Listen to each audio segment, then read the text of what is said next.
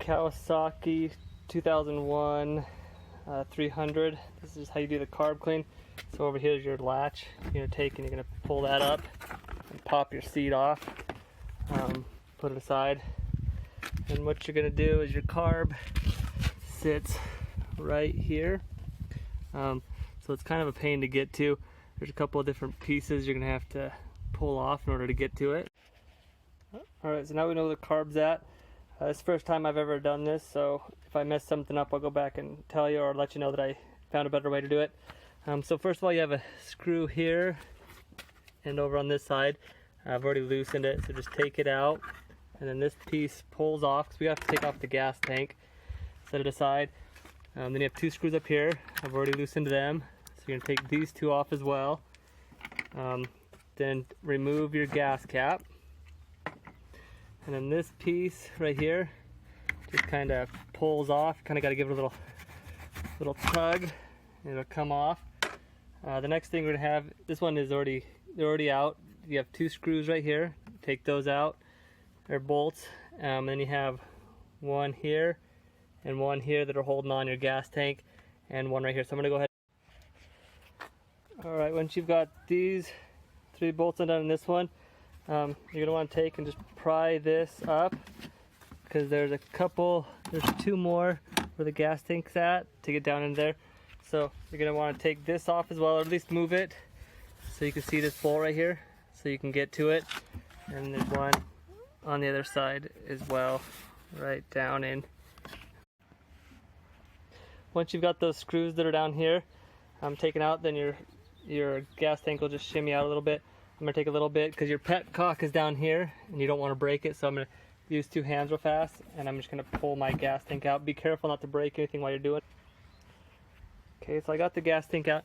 Now you can see, now you got easier access to your carb right here.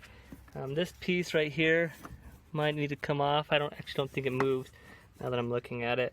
There's no bolts or anything underneath it to get it out, so we're going to have to take and do a little bit of shimmying to get this thing out. What you're going to do, there's going to be a screw right here, if you can see it, one on the other side. So you're going to want to undo that screw, and then there's a screw right here. So your carburetor's right here on the left side, depending on what I'm on the left side of the bike. On the left side there's going to be a screw, and on the right side also there's going to be a screw. You can see it right here. You're going to want to undo those. This screw goes to your air box. This screw over here is the one that goes to your carburetor or to your engine. So undo those two screws, and then it'll loosen your carburetor so we can work with a little bit. Let me go ahead. So I've loosened those up. Next thing I'm going to do, I'm going to pull on this air hose, and you can see it coming off the carb right there. So just keep pulling that off till it's all the way off. After you've got the carb out from both sides, so this is the side on the engine again, this is your choke cable, and you're going to want to unscrew that, and then it just pulls out slow. Make sure not to lose any pieces. It's kind of spring loaded, and it'll get lost pretty easy, and then that makes it so you can get this out. If you can't quite get this out as well, over here on this side of the carburetor there is your throttle cable. You might have to undo one of these and then pull it out, and once you do that, then you can get your carburetor all the way out. And then I'm going to go ahead and skip to the next spot. Okay, so I got the whole carb out here. So I can already smell the bad gas in it. So what you're going to do is on the bottom side here, you're going to have 4 screws, one there, there, and there. You're going to want to take and get those out. I would highly recommend getting an impact driver. You can get them out the normal one sometimes, but you have pretty good odds of stripping them out. So what I'm going to do is just put these down in there, and you get a hammer and you hit the top part of this with an impact wrench or an impact screw driver, and then it twists just ever so slightly a little bit. So I'm going to go ahead and I'm going to take this off. So I got the bottom part off, it just pops right off. You can see there's like a greenish color in there. That's the color the gas came out as well when I tipped the carb upside down. So next thing you want to do is spray a bunch of carb cleaner in here, down in there. Make sure to get down there. All this green, try and get that out. If you need a little rag or something, do that as well.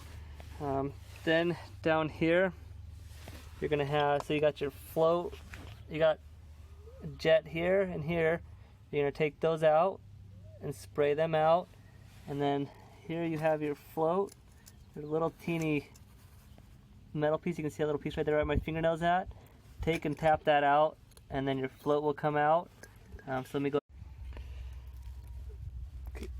So I pulled my float out right here. Oop, just dropped it on the ground right there. So you can see it's got a lot of green on it. I actually had to take a pair of pliers and pull it out. I've never had to do that before. So I can tell it's already really messy in there. The next thing I did was I took and I unscrewed this, or loosened it up. So here's one of my jets that I have to do. Pull it out. I can see why it wasn't running. It's pretty gummed up in there. I'm gonna get a wire brush and clean all that off. It's gonna have holes in it. Make sure to use your carb cleaner. The next thing you have is this jet right here, which is the same thing. Unscrew it. Here, taking a look, see it's all green, it's all corroded in there. So we're gonna do that, and we're gonna clean it with the carb cleaner. Okay, like I said, so clean all this out. I can see there's a ton of green down in there. Let it soak a little while if you need to. Clean everything up as needed. There's also, I'd spray in here and in here while it's out. Go ahead and spray everything, and then put it back together.